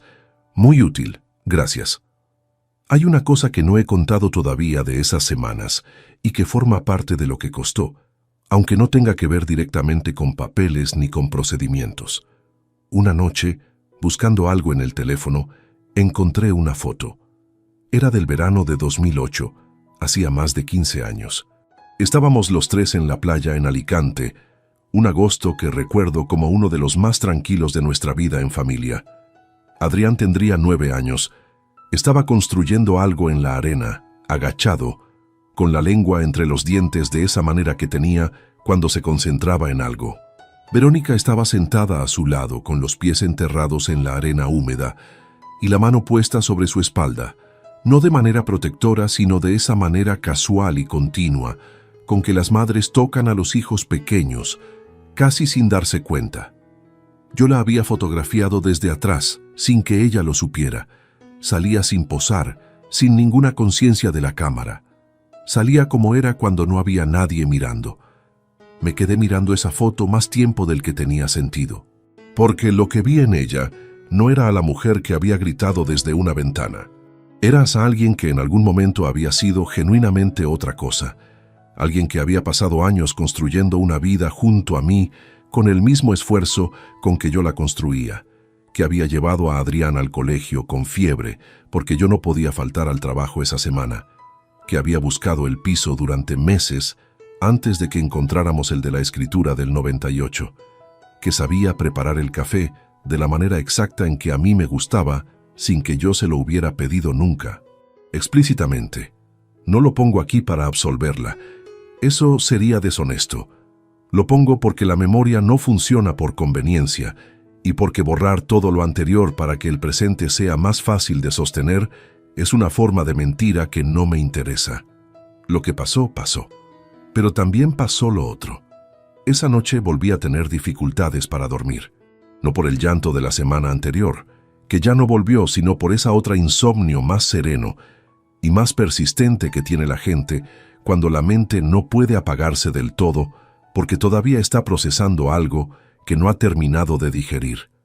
Me quedé tumbado escuchando el edificio en silencio y en algún momento dejé de intentar dormir y simplemente estuve ahí, despierto, dejando que la cabeza fuera donde necesitara ir. Pensé en los siguientes pasos, en la notificación que llegaría, en la cara de Verónica cuando la recibiera. No con satisfacción, eso no era lo que sentía, con algo más complejo, algo que no tenía un nombre claro todavía. Pensé también en Adrián, en si me llamaría cuando supiera, en qué le diría si lo hacía, y me di cuenta en ese momento específico, tumbado en el cuarto sin luz de Elías a las 2:15 de la madrugada, de que no tenía preparado nada que decirle. No porque no tuviera que decir, sino porque aún no había decidido en qué términos quería relacionarme con un hombre de 25 años con título universitario que había elegido, con plena conciencia y plena capacidad, escribir 11 palabras sobre su padre en un correo electrónico de martes por la tarde. Un adulto que toma decisiones de adulto recibe consecuencias de adulto. Eso lo tenía claro desde la noche en que leí el correo. Pero la forma concreta de esas consecuencias todavía estaba tomando forma y necesitaba que terminara de tomarla antes de actuar. Las decisiones apresuradas en ese tipo de asuntos dejan flecos que luego cuestan más trabajo que la decisión misma. Gonzalo me había dado un calendario aproximado del proceso. La notificación judicial a Verónica llegaría en un plazo de 1 a 2 semanas desde que la medida cautelar quedara inscrita. A partir de ahí, ella tendría que decidir si litigaba o buscaba un acuerdo.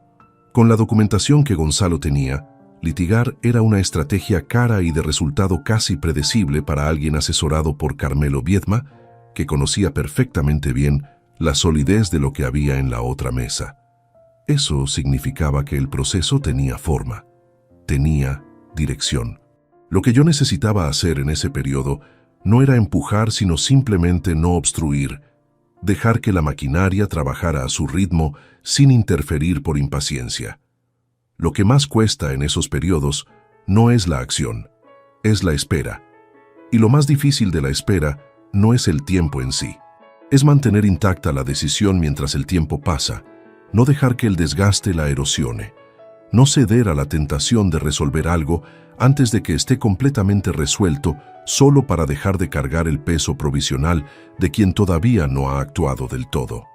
Hay una versión de mí mismo que en otro momento, con otro temperamento, quizás habría llamado a Verónica esa primera semana, o habría ido al piso, o habría buscado a Adrián para tener la conversación antes de tiempo, la conversación emocional, la que uno tiene cuando el dolor es más fresco que la estrategia y todavía manda más que ella.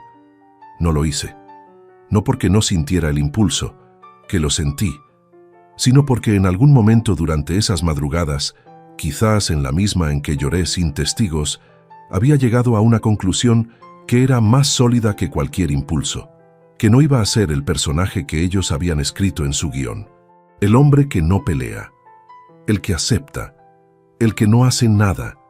Iban a recibir la respuesta que merecía la situación, no la que ellos habían calculado. Y esa respuesta llegaría con documentos, con fechas, con firmas y con la misma frialdad metódica con que se cierra un expediente después de años de trabajo cuidadoso. La última mañana de esa semana me levanté antes del amanecer, antes de que Elías se moviera en la casa. Preparé el café yo mismo. Me lo bebí de pie junto a la ventana de la cocina mirando el patio todavía oscuro. La ciudad empezaba a despertar con esa lentitud específica de los días entre semana, el sonido gradual del tráfico que va creciendo desde el silencio completo hasta el rumor constante. Ese proceso de media hora en que Madrid pasa de estar dormida a estar completamente viva. Algo había cambiado en esa semana. No en los hechos externos, que seguían su curso sin necesitar mi atención constante. Había cambiado en la postura interna con que yo me enfrentaba a lo que quedaba. El dolor seguía presente. No había desaparecido ni iba a desaparecer de golpe. Pero ya no mandaba. Había pasado a un segundo plano, a ese lugar donde las cosas duelen sin paralizarte, donde ya no tienen la capacidad de cambiar lo que has decidido, solo de acompañar la decisión con el peso que le corresponde. Elías entró a la cocina a las 7 menos cuarto, con el pelo sin peinar y los ojos de quien todavía necesita el primer café para ser completamente él mismo. Me miró. Me preguntó cómo había dormido. Le dije que bastante bien. No era del todo verdad, pero era más verdad que la semana anterior, y eso en ese momento era suficiente. La llamada de Gonzalo llegó un jueves por la mañana a las 10:15, mientras yo revisaba un expediente en el despacho. Su voz tenía ese tono neutro y preciso de los profesionales que han aprendido a comunicar resultados sin añadir ninguna carga emocional que no corresponda al cliente gestionar. Me dijo que la medida cautelar había quedado inscrita en el registro de la propiedad esa misma mañana, que cualquier operación sobre el inmueble, venta, hipoteca, modificación de titularidad, estaba bloqueada por resolución judicial con efecto inmediato, que nadie podía tocar ese piso mientras el procedimiento estuviera activo, independientemente de quién tuviera las llaves en el bolsillo. Le agradecí la llamada. Colgué. Volví al expediente. Pero durante los siguientes 20 minutos no leí realmente nada de lo que tenía delante. Estaba ahí con los ojos en el papel y la cabeza en otro sitio, procesando lo que acababa de escuchar con esa calma extraña que produce la confirmación de algo que ya se sabía, pero que adquiere un peso diferente cuando deja de ser una previsión y se convierte en un hecho inscrito, oficial, inamovible. Verónica estaba en ese piso en ese momento, probablemente haciendo lo que hace cualquier mañana entre semana, el café, la televisión encendida de fondo, quizás una llamada a alguna amiga, sin saber que a esa misma hora, un registro en una base de datos del Estado acababa de cerrar todas las puertas que ella creía tener abiertas, sin saber que el hombre que había gritado desde esa ventana que ya no vivía ahí, llevaba 3 semanas construyendo con documentos y fechas y firmas algo que ningún cilindro nuevo podía deshacer. Esa imagen, que no vi pero que podía reconstruir con bastante precisión, no me produjo satisfacción en el sentido en que uno podría esperar. Me produjo algo más parecido a la serenidad específica de quien ha completado una fase de trabajo exigente y puede verificar que el resultado es el correcto. No es alegría. Es la confirmación de que lo que parecía sólido lo era de verdad. Esa tarde, después del trabajo, fui al despacho de Gonzalo. Era la segunda vez que subía esa escalera de piedra con pasamanos de hierro y el letrero discreto en la puerta. Esta vez no iba a escuchar, iba a revisar. Gonzalo tenía preparada sobre la mesa una carpeta con todos los documentos del proceso ordenados cronológicamente. La medida cautelar inscrita, los extractos bancarios con la tabla que yo había elaborado, la escritura de propiedad de 1998, el informe de la situación hipotecaria, todo consolidado en un expediente que era, en sus términos más básicos, la historia completa de lo que había ocurrido vista desde la única perspectiva que un juzgado considera relevante. Gonzalo me explicó los pasos siguientes con la misma economía de palabras que lo caracterizaba. La notificación formal de la demanda de divorcio llegaría a Verónica en un plazo de entre 5 y 10 días hábiles. Junto con la notificación, iría el detalle de la medida cautelar ya inscrita, para que su abogado Carmelo Viedma entendiera desde el primer momento con qué margen real de maniobra estaba trabajando. Que era ninguno en lo que al inmueble se refería. ¿Cuáles son las opciones que tiene ella a partir de ahí?, le pregunté. Gonzalo juntó los dedos encima de la mesa con esa gestualidad de quien organiza el pensamiento antes de verbalizarlo. Puede litigar, que es costoso, lento y con un resultado que, con la documentación que usted tiene, es bastante predecible. O puede negociar un acuerdo de liquidación de gananciales. La casa se tasa, se divide el valor al 50%. Usted recibe su parte. El proceso se cierra antes y con menor desgaste para ambos. Le pregunté cuál era su estimación sobre qué elegiría ella. Cualquier abogado competente le recomendará el acuerdo. Viedma lo sabe. Cuando vea lo que hay en el otro lado de la mesa, se lo dirá. Esa certeza técnica, pronunciada en ese despacho de la segunda planta, tenía un peso que me resultó casi físico, no porque necesitara escucharla para creerla, sino porque hay momentos en que la realidad de una situación se asienta de manera definitiva, cuando alguien que sabe más que tú de los mecanismos formales te confirma que lo que construiste aguanta. Caminé de vuelta al metro pensando en el calendario. Si la notificación llegaba en el plazo previsto, Verónica la recibiría aproximadamente a finales de esa semana o principios de la siguiente. Adrián se enteraría poco después, probablemente el mismo día, porque ese era el tipo de noticias que ella le comunicaría de inmediato. Pensé en la conversación que tendrían cuando eso ocurriera, en la reacción inicial, en el momento en que ambos entenderían que la evaluación que habían hecho de mí era incorrecta, no en un sentido superficial, sino en el más fundamental. No es de los que pelean. Esa frase llevaba semanas viviendo en algún rincón de la cabeza. No con rabia que ya había perdido intensidad, sino con esa presencia específica de las cosas que uno necesita recordar para que le den combustible en los momentos de menor energía. Cada vez que el peso de la semana se acumulaba demasiado, que la madrugada en casa de Elías se hacía larga, que la incertidumbre del proceso apretaba más de lo razonable, esa frase aparecía con una utilidad concreta: recordarme exactamente por qué era necesario que todo esto ocurriera de la manera en que estaba ocurriendo. Llegué a casa de Elías pasadas las 7. Él estaba terminando de cenar. Me preguntó si había comido algo. Le dije que cogería algo de la nevera. Me preparé un plato sencillo, me senté a la mesa mientras él recogía los suyos y estuvimos un rato en esa compañía, sin exigencias que tienen los espacios domésticos compartidos con alguien de confianza. En algún momento, Elías me preguntó, sin mirarme directamente, cómo estaba llevando el asunto de Adrián. No respondí de inmediato. Me tomé un momento, no porque no tuviera respuesta, sino porque quería que fuera la precisa. Le dije que todavía no había tomado ninguna decisión concreta respecto a él, que el proceso con Verónica era lo primero, que necesitaba que eso se cerrara antes de gestionar esa otra parte, que tenía claro que habría consecuencias, pero que no iba a ejecutarlas en caliente sino cuando estuviera listo para hacerlo bien. Elías asintió. Dijo, «Bien, esa noche dormí mejor que en las 2 semanas anteriores. No de un tirón, que eso todavía no ocurría, pero dormí sin despertarme a horas sin sentido, con la cabeza en marcha». Hay algo en los procesos que avanzan por sí mismos, que no dependen de que uno esté vigilando para que funcionen, que produce una descarga de tensión específica. El trabajo estaba hecho. Gonzalo tenía todo lo que necesitaba. La medida cautelar estaba inscrita. Lo que vendría a continuación no requería ninguna acción de mi parte hasta que la otra parte respondiera. Lo que sí requería era no tropezar. El riesgo mayor en ese periodo no era externo, era interno.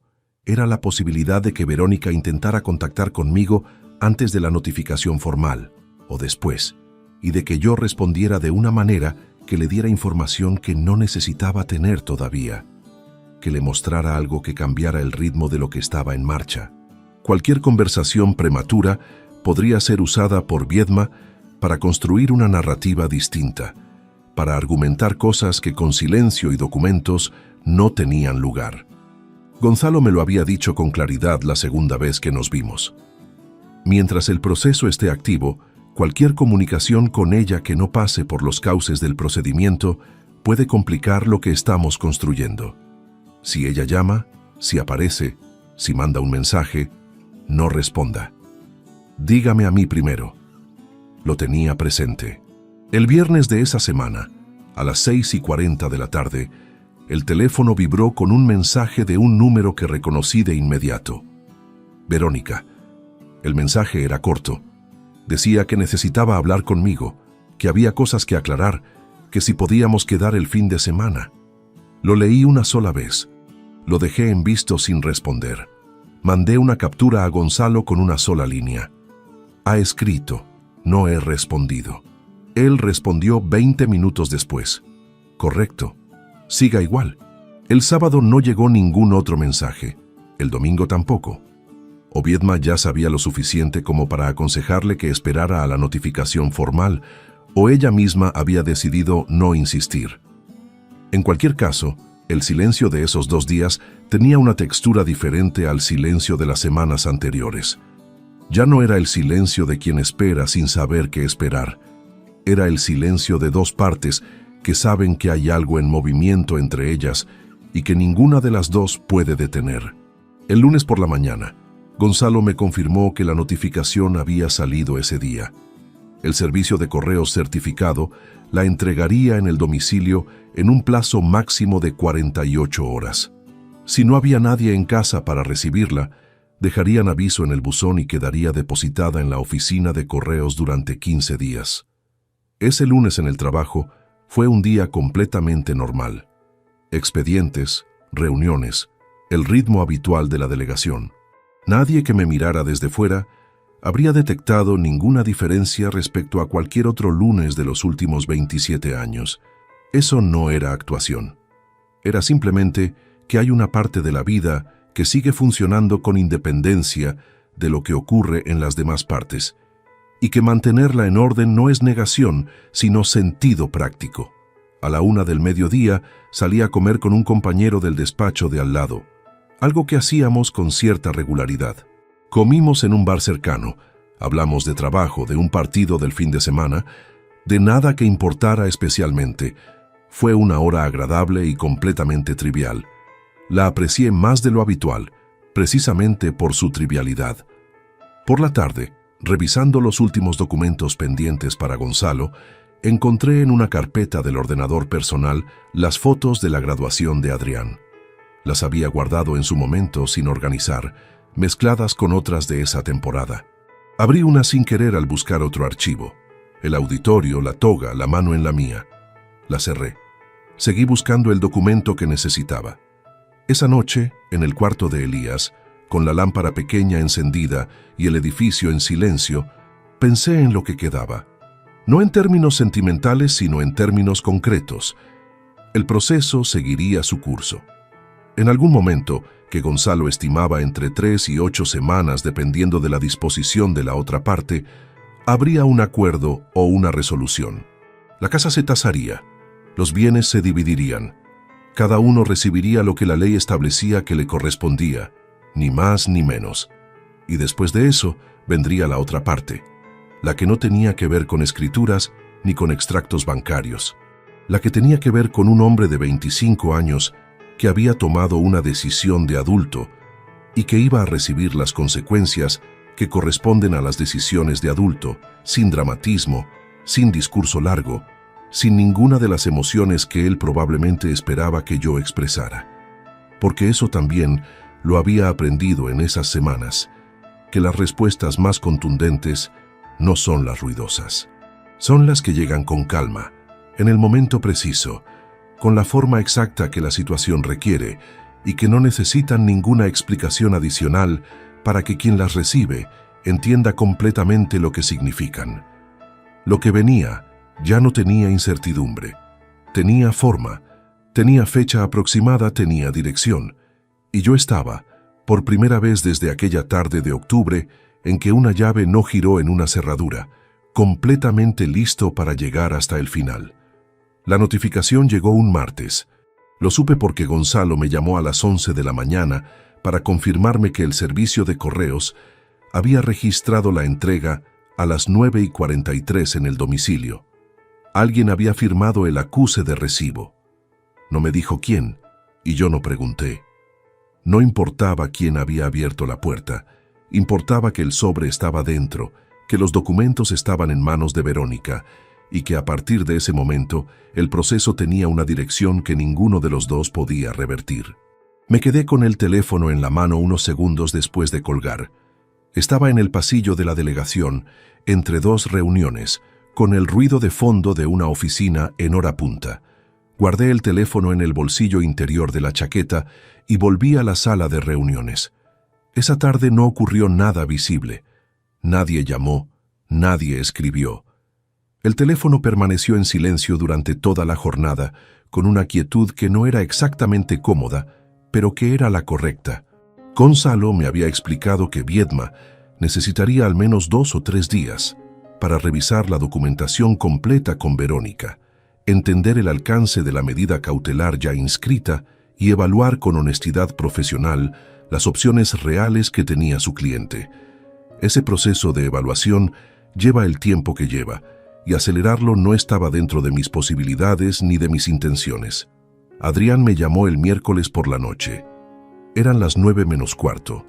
Estaba terminando de cenar en la cocina de Elías cuando el teléfono vibró encima de la mesa con su nombre en la pantalla. Lo miré durante los 4 tonos que tardé en decidir qué hacer. Luego lo cogí. Dije su nombre. Él tardó un segundo en hablar, ese segundo específico de quien ha ensayado lo que va a decir, y en el último momento duda de si el ensayo sirve de algo. Papá. Su voz era diferente a todas las veces anteriores que la había escuchado pronunciar esa palabra. Había algo en ella que no era arrepentimiento del todo, pero que tampoco era la seguridad de quien cree que tiene razón. Era algo intermedio, algo más parecido a la conciencia de estar en un terreno que ya no era el que esperaba. Le dije que escuchaba. Necesito que hablemos. Sé que has recibido, sé lo que está pasando. Necesito explicarte algunas cosas. No alcé la voz, no cambié el tono. Le dije que en ese momento no era el momento adecuado para esa conversación, que cuando el proceso legal hubiera concluido, ya veríamos qué había que hablar y qué no. Que por ahora cualquier comunicación entre nosotros debía esperar a que las cosas estuvieran en su sitio. Hubo un silencio. ¿Estás bien?, preguntó. Y en esa pregunta había algo genuino, algo que no formaba parte de ningún guión, algo que reconocí como real precisamente porque no encajaba con lo que esperaba escuchar de alguien que había escrito 11 palabras sobre mí en un correo electrónico sin dudar. Le dije que sí, que estaba bien. Colgué. Elías, que había escuchado la conversación desde el otro extremo de la cocina sin pretender que no la escuchaba, no dijo nada. Recogió su plato y lo llevó al fregadero. Abrió el grifo.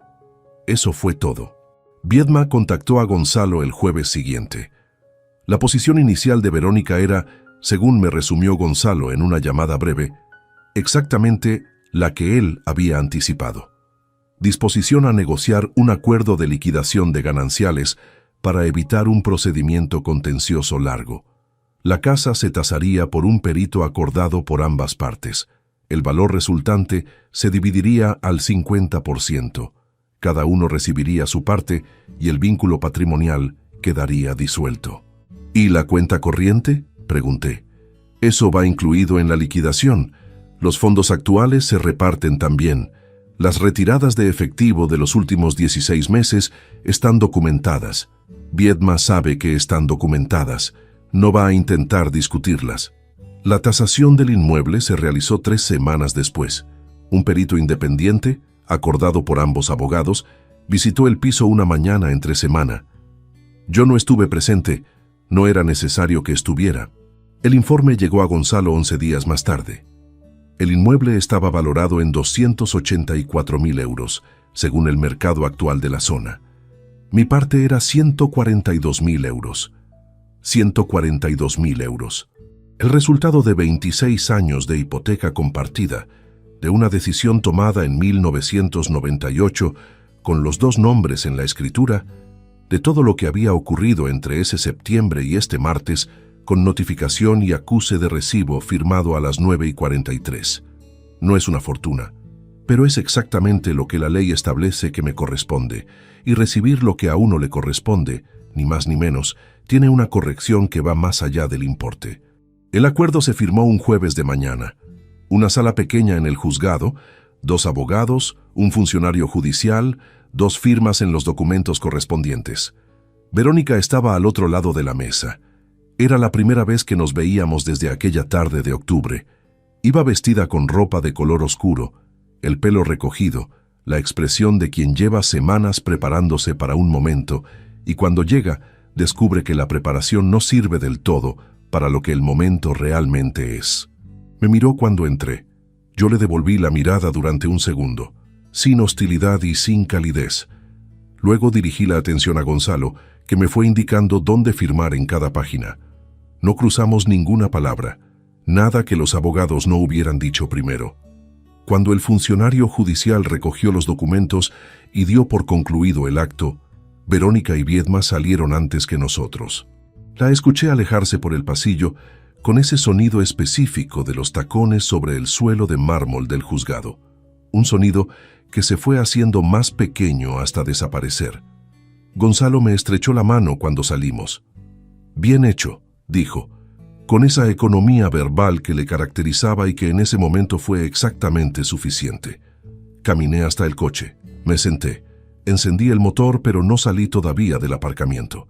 Me quedé ahí un momento, con las manos en el volante y el motor en marcha, mirando por el parabrisas el muro de hormigón del parking sin verlo realmente. Pensé en la llave que guardé en el bolsillo del abrigo aquella tarde de octubre, la que ya no giraba en ninguna cerradura, la que llevaba meses en el cajón de la mesilla del cuarto de Elías sin que yo la hubiera devuelto ni tirado. Esa llave inútil que había sido el principio de todo esto. No me quedé mucho tiempo en el aparcamiento. Salí, conduje hasta el barrio que había elegido, aparqué frente al portal del edificio donde había firmado el contrato de arras 3 semanas antes. Un apartamento de 2 habitaciones en una planta alta, con una ventana del salón que daba a una calle arbolada y una cocina que olía todavía a obra reciente. No era grande, era exactamente del tamaño que necesitaba. Subí, abrí la puerta con la llave nueva. Entré. El apartamento estaba vacío. Solo el suelo limpio, las paredes blancas, la luz de la tarde entrando por la ventana del salón sin que nada la obstaculizara todavía. Me quedé en el centro del salón durante un momento, sin dejar el maletín en ningún sitio, sin ir hacia ninguna habitación concreta, solo ahí de pie, en un espacio que era completamente mío y que no tenía ninguna historia previa que gestionar. Eso también tiene un peso, uno que no esperaba pero que reconoció como bueno en cuanto lo sintió. Esa misma tarde hice lo que llevaba semanas esperando el momento correcto para hacer. Abrí la aplicación del banco desde el teléfono. Entré en la gestión del seguro médico que tenía contratado a nombre de Adrián, una póliza que yo pagaba íntegramente desde que él terminó la universidad. La cancelé con efecto al final de ese mes. Luego entré en la cuenta de la que salía una transferencia mensual automática a su número de cuenta, el apoyo económico que le pasaba todos los primeros de mes desde hacía 2 años, desde que empezó a trabajar en ese despacho de asesoría laboral, con un sueldo que no terminaba de cubrir todos los gastos. Anulé la transferencia. Luego abrí el mensaje de texto. Tardé en escribirlo menos de lo que había tardado en decidir que era el momento. 3 frases. Sin encabezamiento afectuoso, sin insulto, sin ninguna de las palabras que habrían convertido ese mensaje en otra cosa que no era lo que tenía que ser. Le escribí que a partir de ese mes, el seguro médico y la transferencia mensual quedaban cancelados. Que un hombre con 25 años y título universitario que toma decisiones de adulto recibe consecuencias de adulto. Que esa era la suya. Envié el mensaje. Guardé el teléfono. No lo bloqueé. No borré su número. No tomé ninguna decisión irreversible sobre el futuro de esa relación, porque el futuro de esa relación dependía de cosas que todavía no habían ocurrido y que no podía ni quería anticipar desde ese apartamento vacío una tarde de invierno. Lo que sí decidí, con la misma claridad con que se toman las decisiones que no necesitan revisión, es que no iba a ser yo quien reconstruyera ese puente. Si alguna vez se reconstruía, sería porque él había entendido lo que había hecho y había encontrado la manera de decirlo que fuera más que palabras. Y si eso nunca ocurría, también tenía que ser una posibilidad con la que vivir. Adrián respondió al mensaje esa misma noche, tarde. 2 líneas. Decía que lo entendía y que lo sentía. No añadió nada más. Lo leí. No respondí. Hay una reflexión que viene después de todo esto, cuando el polvo se asienta y lo que queda es la vida real, la de los días ordinarios que siguen, aunque el mundo que uno construyó durante décadas ya no tenga la forma que tenía. No sé si llamarla aprendizaje, porque esa palabra tiene algo de escolar que no encaja del todo con lo que uno aprende cuando tiene 52 años y le cambian la cerradura de su propia casa. Quizás es más exacto llamarla claridad. Claridad sobre el hecho de que construir una vida estable no es garantía de nada, pero tampoco es un error. Claridad sobre el hecho de que trabajar en silencio durante décadas, sin aspavientos ni reclamos de reconocimiento, puede parecer pasividad desde fuera, y no lo es en absoluto. Claridad sobre el hecho de que subestimar a alguien porque no hace ruido es uno de los errores de cálculo más costosos que existen. Y claridad, también, sobre mis propios fallos. Que los hubo, que me ausenté en momentos en que debería haber estado presente, no físicamente, sino de la otra manera, la que cuesta más y no se puede delegar en el calendario laboral, que hubo conversaciones que no tuve porque era más fácil no tenerlas, que la distancia que se fue instalando en ese matrimonio no fue solo obra de Verónica, aunque las decisiones que ella tomó fueran únicamente suyas. Reconocer eso no cambia lo que ocurrió, pero cambia la relación que uno tiene con lo que ocurrió, y eso, con el tiempo, importa.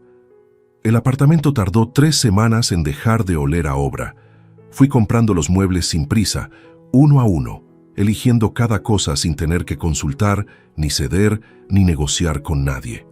Es una libertad pequeña, casi ridícula en comparación con todo lo demás, pero tiene una presencia en el día a día que uno no anticipaba y que resulta más significativa de lo esperado.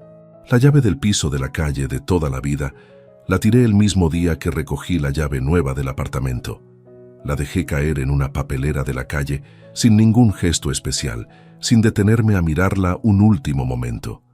Era una llave que ya no abría nada desde aquella tarde de octubre. Ya había cumplido todo el propósito que le quedaba, que no era el que tenía antes, sino el de ser el principio de algo que resultó ser completamente diferente a lo que parecía cuando no giraba en la cerradura.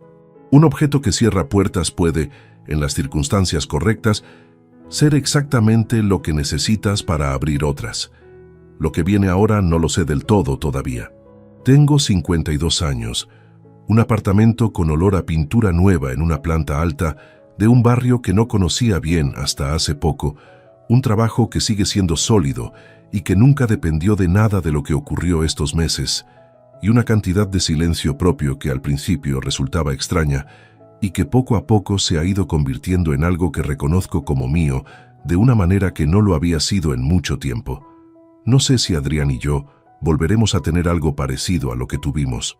Eso no está en mis manos decidirlo solo. Lo que sí está en mis manos es no construir nada nuevo sobre una base que no ha sido revisada. Y eso, de momento, es suficiente orientación para seguir caminando. Mi padre decía pocas cosas, pero las que decía las decía bien. Una de las pocas que recuerdo con exactitud es que la verdad de un hombre no está en lo que hace cuando todo va bien. Está en lo que hace cuando algo se rompe y tiene que decidir solo y sin instrucciones cómo seguir de todas formas. Creo que eso, al final, es lo único que queda cuando todo lo demás se asienta. La manera en que uno decide seguir. Si te gustó esta historia, dale like al video, suscríbete al canal y comparte tus impresiones en los comentarios. Para escuchar la próxima historia, haz clic en la caja de la izquierda. Gracias por vernos.